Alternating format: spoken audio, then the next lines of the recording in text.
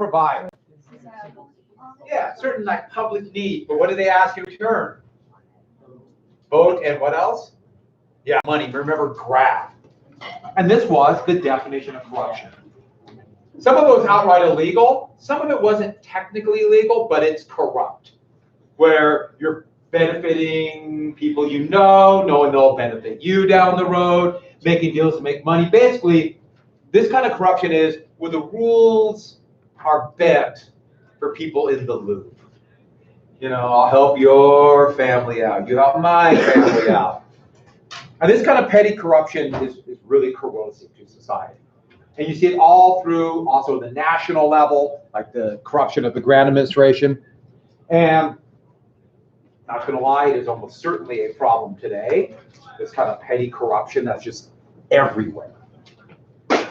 And with that, so we got the agrarian problems. Oh, what were the laws to regulate railroad rates in states? Yeah, those Granger laws. What court case said they were unconstitutional because of interstate commerce? So we have it right here.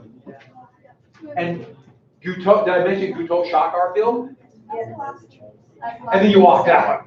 And Garfield lived for about 6 weeks with a bullet in his gut.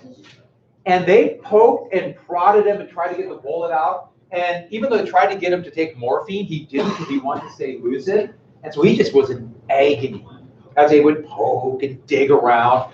Who invented the telephone? Alexander Graham Bell even came up with a primitive metal detector to try to find the bomb. That's a bomb.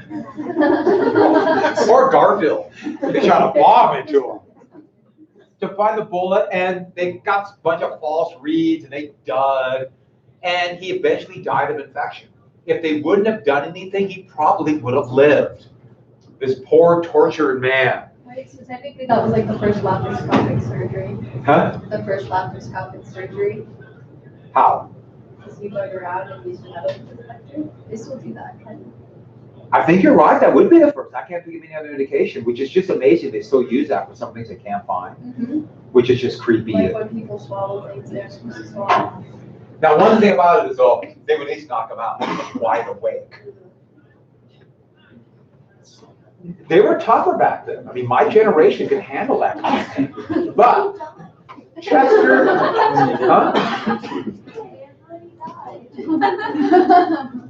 but he took the pain.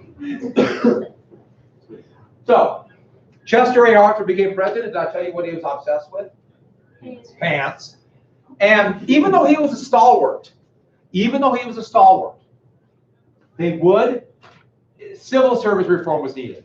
And the Pendleton Act would be pushed through. Stalwarts felt we had no choice after this assassination, because Guteau was the job seeker. And this created a professional civil service. Every state would follow this. And they had to be qualified. And this usually involved some kind of civil service exam. So all these government jobs, as the government got bigger, it's going to be millions of jobs. They had to be professionals. And every state would do about the same thing. So Montana has laws like this.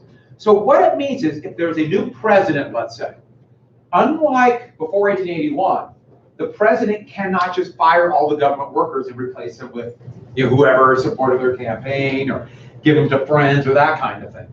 Most government jobs are permanent.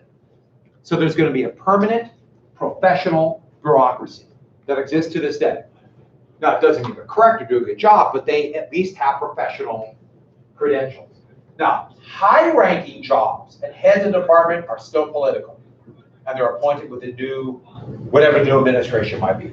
So in Montana, the governor, or so there'll be, who knows what's going to happen in 2021, who will be the governor, but they will have new administration. And so with that, there's Arthur. But the problem was he was so tainted with corruption that the Republicans could not choose him again. And so, with that, 1884, just at a time when these Granger laws are coming through and farmers are really starting to feel powerful, on the national level, they thought they had a friend in the Democrat Grover Cleveland. There's Grover. Yes, Grover was.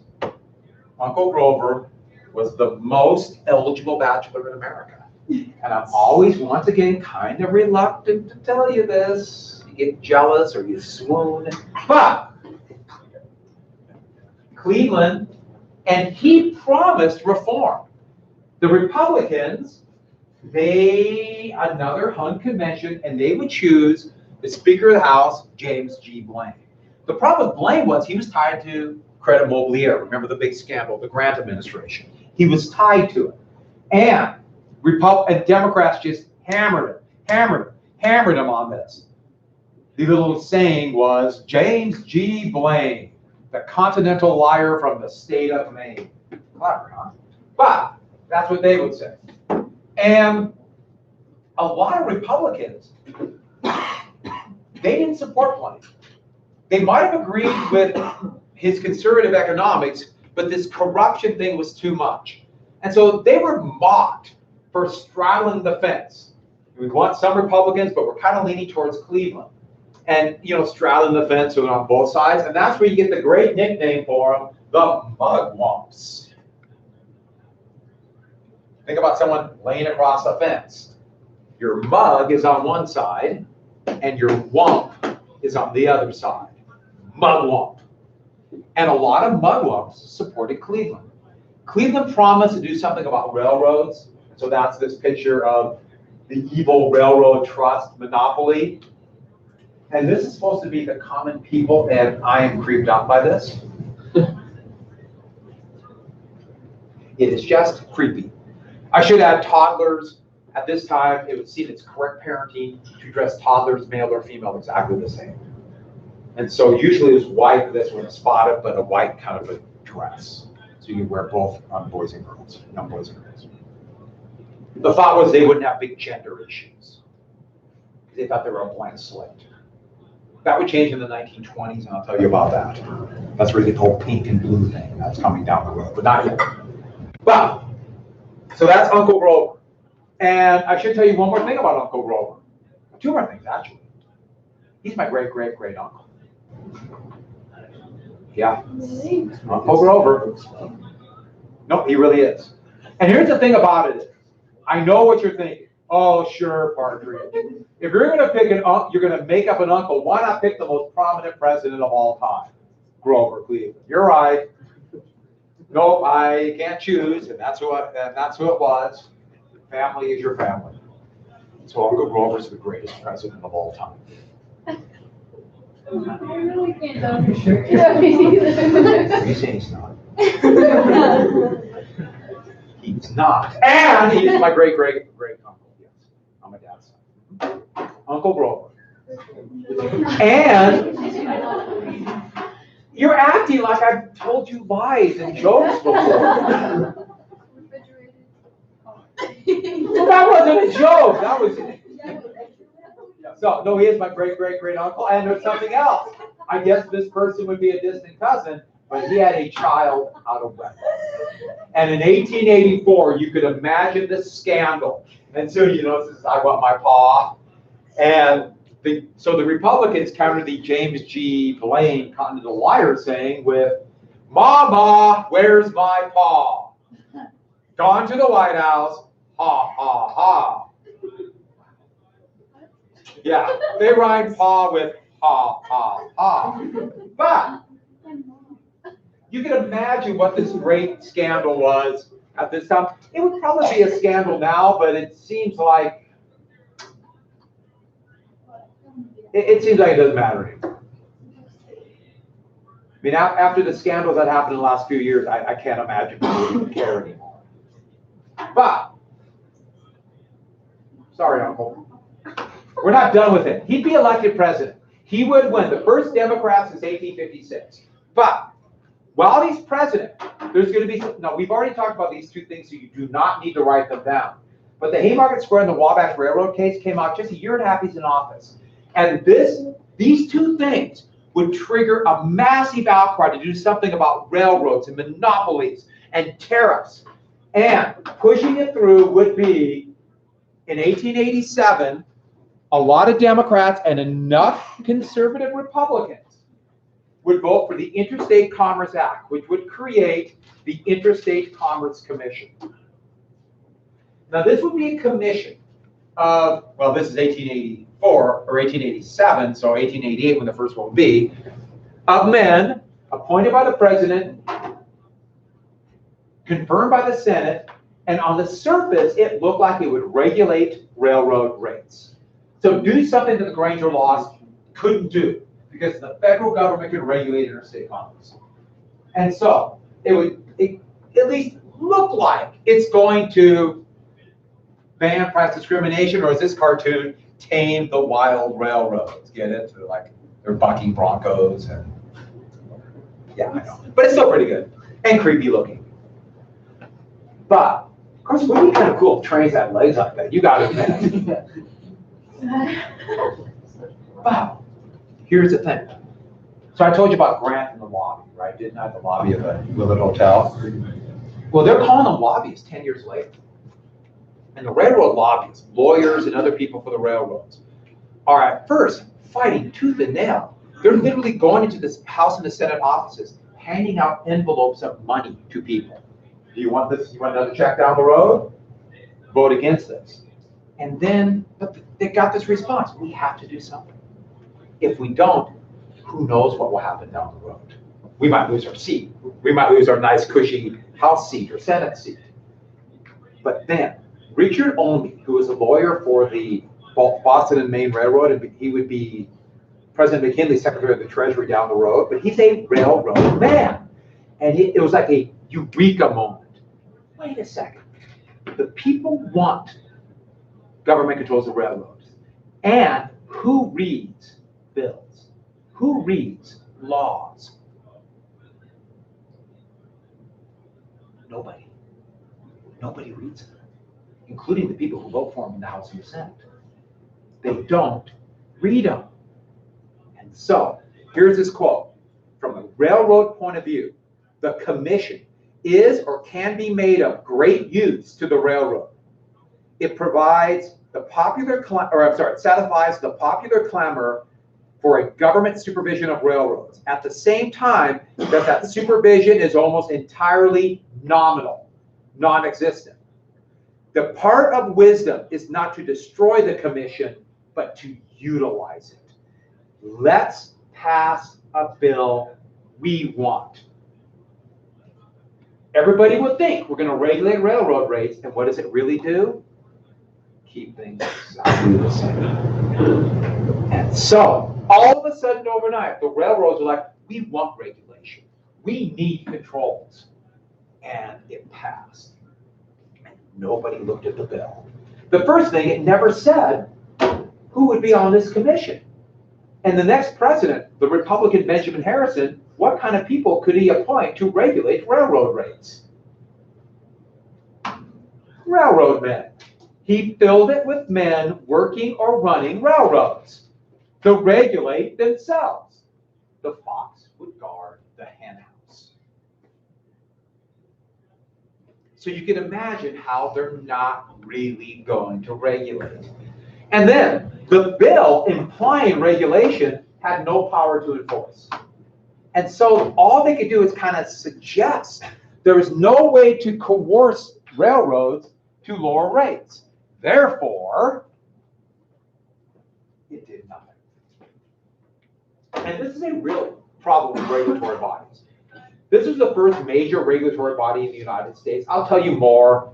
We get to groups like the FCC that regulates the stock market, the FCC, which regulates communications, etc. There's a lot of different regulatory bodies. We'll cover some in class. But if they're really confusing and hard to read, and written in such a way that you can put the very people who are supposed to be regulated in the regulatory body, they can be worthless. So for example, if there's a president who doesn't like regulation, wouldn't it be a great way to stop regulation? I want laissez-faire. I'll fill the body regulating the stock market with financial people. What is the organization created in 1971 that controls the regulatory rules for the environment? Now, have you heard the EPA? The Environmental Protection Agency. What kind of people would you put on if you didn't want the regulatory body to do anything? Yeah, people who run like fossil fuel or coal or the polluters. Like today, the head of the APA is from the coal industry. President Trump does not believe in regulation. And you can say, I don't agree with it either, therefore he did the right move, or you can say that's a horrible move. That's not the point.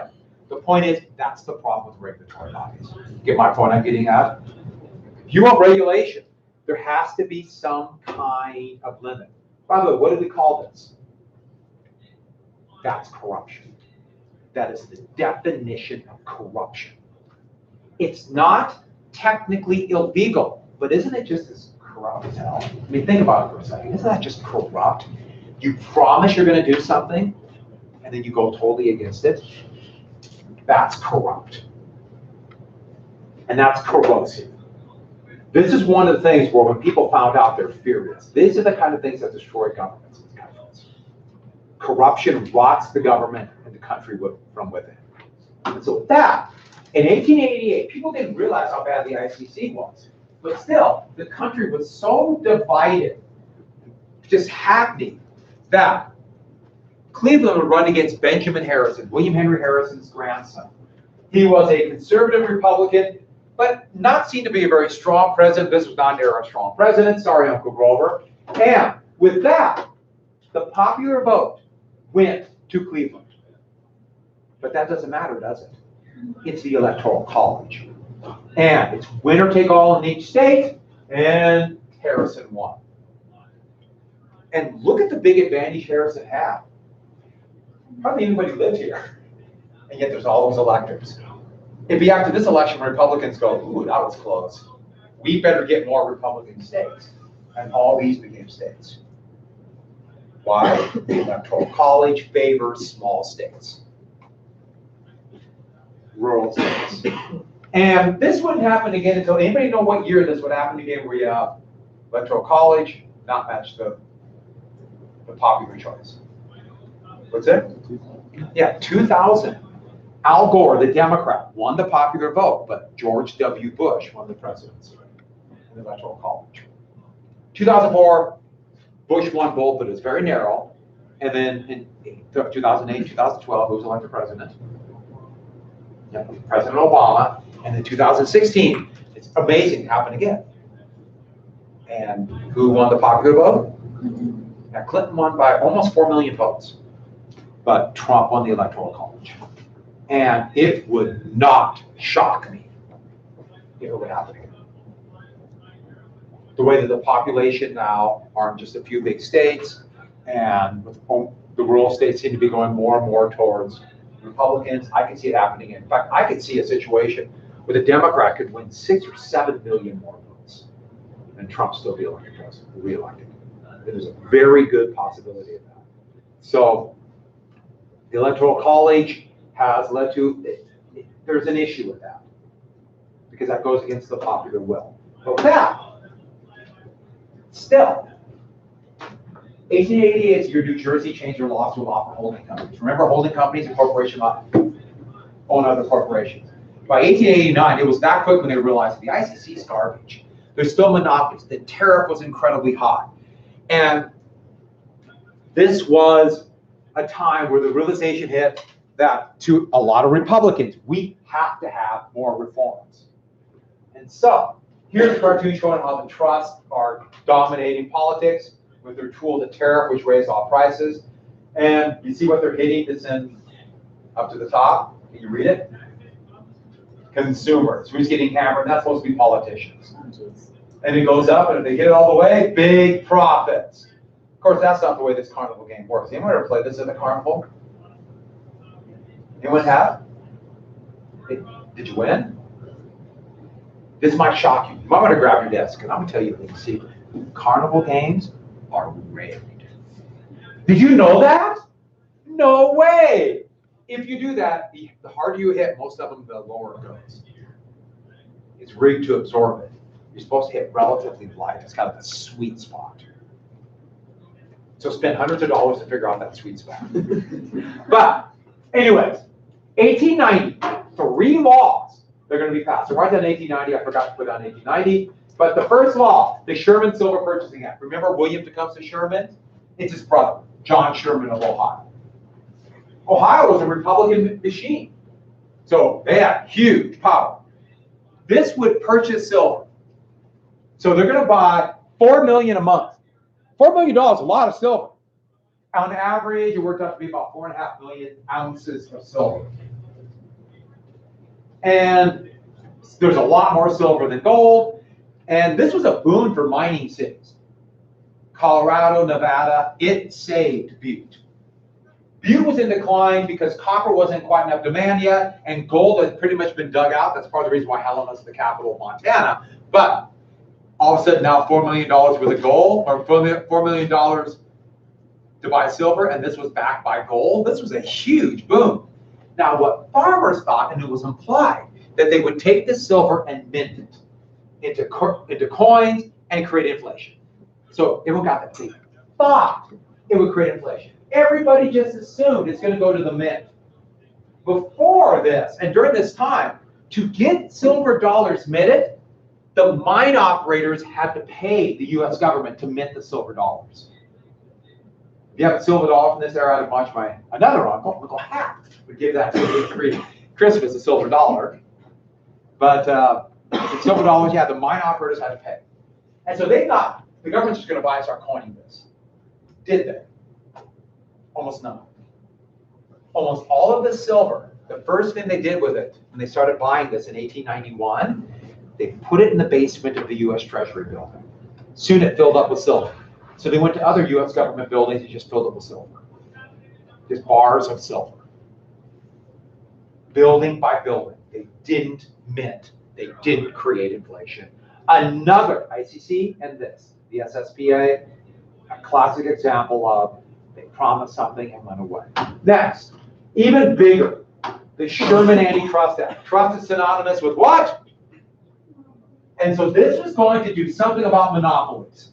And so the thought was, yes, monopoly. You remember New Jersey just allowed for holding companies. This will stop holding companies from becoming too big. And if you first read the law, it says no illegal restraint of trade. Okay, there's a lot of definitions for restraint of trade, but what it's basically saying is that monopolies destroy competition. Do not allow other competitors into the market, therefore restraining trade. So it's saying it's implying that monopolies are illegal. And so you first read it, okay, they're going to do something about monopolies, and then it all falls apart. Because the law is written in such a way that nobody understands. To decipher this is impossible, and never even define what a monopoly is after this. It said there can't be monopolies, but we don't know what they are. So holding companies continue. And there's no real power to enforce. A vague idea that they will go to a lawsuit. It was written in such a way that it didn't do anything. It promised to do something about monopolies, and in the worst possible way imaginable. In fact, for the first 15 years of this law, the first suits brought up again, to stop illegal restraints of trade were to break up labor unions. Yeah. Did they write it like on purpose? Good question. What do you think? Yes, on purpose. They wrote it that way so there would be massive loopholes. And that happens all the time. In fact, it just happened. This one law, just talk about how they write laws that seem like they're going to do something, and then they have loopholes. And so the way that the regulations read for the FDA to regulate cigarettes is that they would ban those vaping, the cartridges, the flavored ones. You know what I'm talking about, the flavored cartridges for vaping. They said we could ban them. But they wrote the law in such a way that there's massive loopholes. That effectively doesn't ban them. You know what the loopholes are? They disposable one-use ones, which are inefficient, but you can sell, or you can inject flavor into regular ones and do the same thing. They have these loopholes, and this is a big thing. Is that on purpose? And the answer was that on purpose? And the answer was yes. So they can continue to sell. Those fundamental addiction things. And so that happens. My point is, it happens to this day. That's a really good question. Yeah, on purpose. One more biggie. a lot of people wanted the tariff to go away. They're called free traders. Want free trade, let foreign competition in, drive prices down, and encourage innovation. Tariffs were incredibly high. McKinley was the other senator from Ohio. Remember I told you how big of a deal Ohio politics was. McKinley was an up-and-coming, not the sharpest act, but looked like a good politician.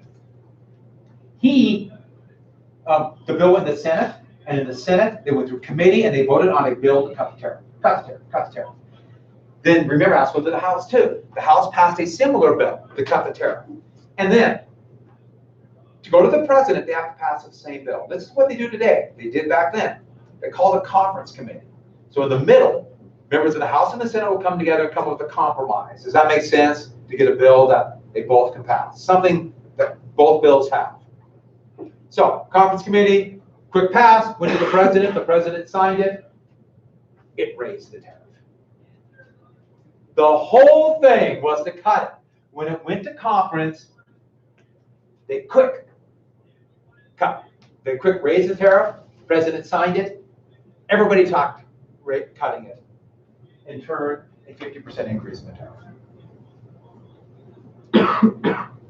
Now this one was blatant. Like, you gotta be kidding. But when everyone said it was cutting, they let their guard down. And they pushed it through. So you have the ICC, Sherman Silver Purchasing Act, Sherman Antitrust Act, and the McKinley tariff, promising 4 big things that a lot of people, but especially remember farmers, wanted. And all of them would be a lie. And this is the big thing. Remember back in 1840, I mentioned how image became more important than actual reality when it came to politics?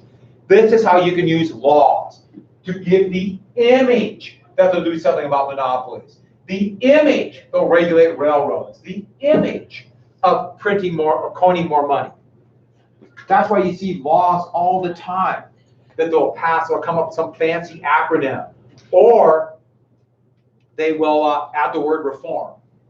It's a reform bill because it hides what's really in it. Not always, but you can have a good guess it's going to. Right after September 11th, Congress passed a series of laws that greatly restricted civil rights. And yet they called it the Patriot Bill. Would you vote against a bill and say you're not patriotic? Yes. It's all in 1890. All of it in 1890. So, what did this tell farmers? You're on your own. This home, you're on your own. Now, they should have been natural allies with working people in cities. But there was just too much of a divide, unfortunately. Still exists today. I like that guy. But, oh, and don't forget, you have to write this down. Remember I said the Homestead strike? That happened too. And that convinced a lot of people then all these things were happening. We got to do something. And so, the People's Party. Everybody called it the Populists. And it was a hodgepodge. See, ballooning was huge in the early 1890s. And so they had this patchwork of these other movements, like the Farmers Alliance. Where's the Grange? The Grange. Socialists, the Knights of Labor. There's a little party called the Greenback. Even communists. This whole group. All this compilation. But it was mainly farmers and miners. You can see why. Brazil. And because there's so many farmers, even though the leadership was very open to different people and different religions, and it was still very anti-urban. The thought of the corrupting city, they looked down on us. And of course, people in the city thought the populists were a bunch of hicks and yokels, which of course is not going to win allies either way. They were anti-immigrants, even though the immigrants would have been a natural ally to them. And a lot of them were relatively new immigrants, but this was also, remember how racist this time was? It fit into that. Also, they were worried about the so-called intellectuals. This intellectual elite that they thought was manipulating them, using their big words. The term pointy head was given to intellectuals all the time. All the time they say, you a bunch of pointy heads. Which I'm not even sure how that works. Especially if you ever seen a dunce cap, isn't that pointy-headed? I don't know. Somebody explain this to me. But the other one was intensely anti-Semitic. Remember how racist this time was. And even though anti-Semitic is more complex than this, everybody, when they hear that, or at least most people, think of what? It's racism and prejudice against Jews. Now, Semites are anybody from the the Arabian Peninsula. And so Arabs are Semites, Jews are Semites. But most people think of anti-Semites as anti-Jew. And the big reason for this goes a little bit to medieval Christian interpretations of the Bible. But one of the biggie was, in medieval Europe, for Christians, it was a sin to loan money at high interest rates. Sin, you're going to hell. But who didn't have such issues? Jews. And so Jews, a lot of times, actually they would a lot of times work for Christians to act like Christians. I'm not loaning the money, but they would become known as the bankers. Now, this is a myth. There weren't that many Jewish bankers. In fact, the vast majority of Jewish immigrants that came to the United States in this era were literally dirt poor. But there's this mythology that there's this Jewish cabal running the banking system. People to this day talk about the Rothschild family, this banking family, as part of the Jewish conspiracy to control the country and the world. And with the growth of finance and banking, this, to a lot of people, that would seem as evidence. And don't forget, these are farmers and they're always in want. And nobody likes the person you owe money to. And the thought was the banks are all run by rich Jewish bankers. That was a complete mythology. But it fit in this intensely racist time that was all over the world. So there's intense anti-Semitism. And the vast majority of the Jews in the world at this time, because the Romans kicked them out of Palestine, were here. Then it was mostly part of the Russian Empire, a little bit of the Austrian Empire, right here. And they were horribly mistreated at this time. Everybody would use the Jews as scapegoats for their problems and attack them. Most people think, well, what happened in Nazi Germany in the 1930s? No, they just were doing what other people were doing for years. They just did it at a degree that's hard to comprehend. So a lot of them fled to the United States, hoping to find less racism. As it turned out, there's the most racist time in the US too. So my brother, he's, sometimes things don't work out. He's married 3 times. But his first wife, she's Jewish. And so there are 2 kids. My niece and nephew are both in college. One's a freshman, she's a senior. And they're Jews. And they came in this era, 1890s. Their grandmother and grandfathers came from Lithuania and what is now Lithuania, what is now Poland. And it's one of the things about this era that people think anti-Semitism has gone away. And so my nephew, who's a freshman at Ohio State University, his high school in Columbus, Ohio, for 2 years in a row, it's been vandalized with swastikas painted all over. And just because there's a fairly large percentage of people who are Jewish in that area. So you think, oh yes, it's past. It's actually getting worse. It's terrifying. Especially since I now have a very personal connection. You can always think about when you don't have a personal connection, but now you do. In fact, sometimes he watches the class. How's it going, Mike? Okay, so with that, he's a Celtic fan. Okay, moving on. One of the lead organizers, somebody I can't even begin to describe, had so much influence, but also tells you how diversified they were, was Mary Leeds. Mary Leeds, who I'm not sure what was on her head there. I guess it's a hair bun, but it's like right in front. My first thought, wait, that's a weird hat.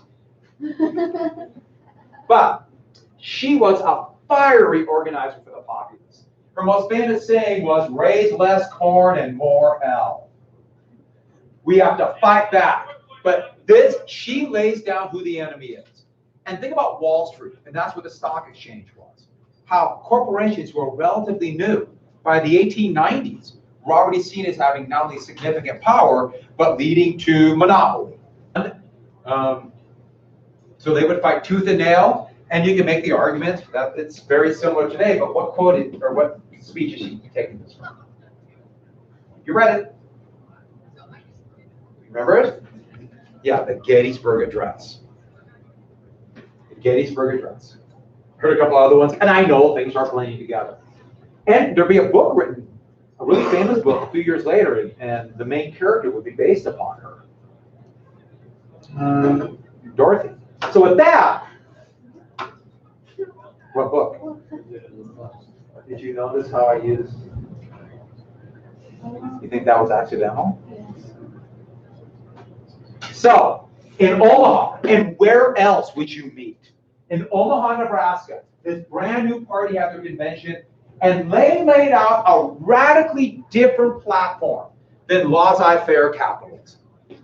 But it's not socialist, but they have socialist elements in it. And who's been to Omaha?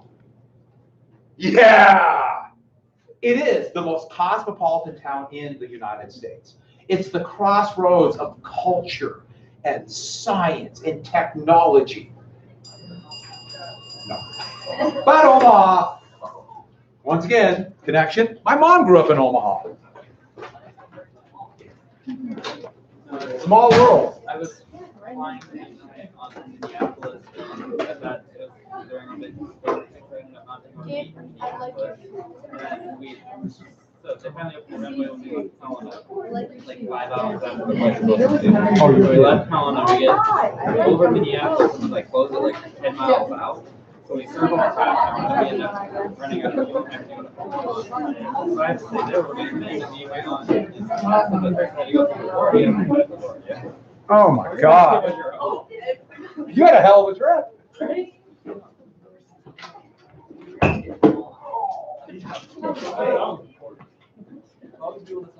We'll turn it out. What's your back?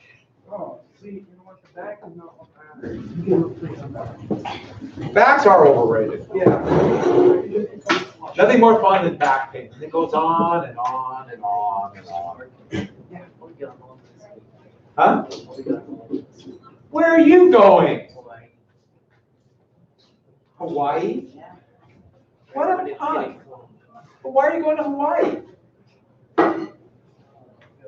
Jeez, I got to get on this gravy train. I have a better idea tomorrow, so I'm going to give you some stuff tomorrow. You have to do it. I'll be reading this and then to work on some of the DBQ, but I haven't decided which one, so I'll have a better idea. Okay. And just remind me tomorrow, and I'll give it to you. I just have to get it from the French shop. Credit default swaps, people. I know it's time. Credit default swaps. Yeah. Awesome. You know what they are? Boy, you're the kind of person, I want you in charge of things. Yeah, I want to be in charge of things, yeah. But do you know why? Because I'd be the one playing. No. Are you sure? Just no past students. Yeah, we didn't know. We finished up, we played the current events game on Monday. And then we did, oh yeah, we finished 4 movies. For 60s, different. Yeah, 2008. Yeah, what do we say? Bingo. I got a bingo. I remember a picture of your mouth. Yes, you did. No, Hello? Planet of the body? The planet of the body. I don't think, I don't think. You have to watch it. And I think it's on, I was on, you have Amazon. yes. See if you do, because I'm pretty sure, with the league, she has penis. She watched it. I thought it was It's appreciate that. And it's, Yeah, it's, I know 50. Yeah. The assignment you have to have 5 exams. It shows the whole course. It shows the scene from one sentence.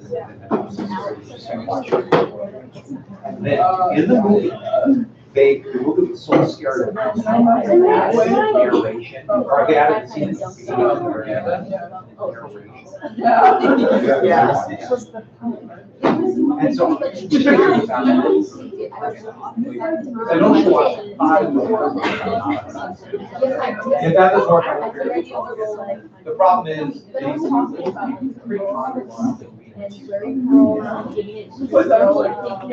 last see in there, it's about copyrighted this much.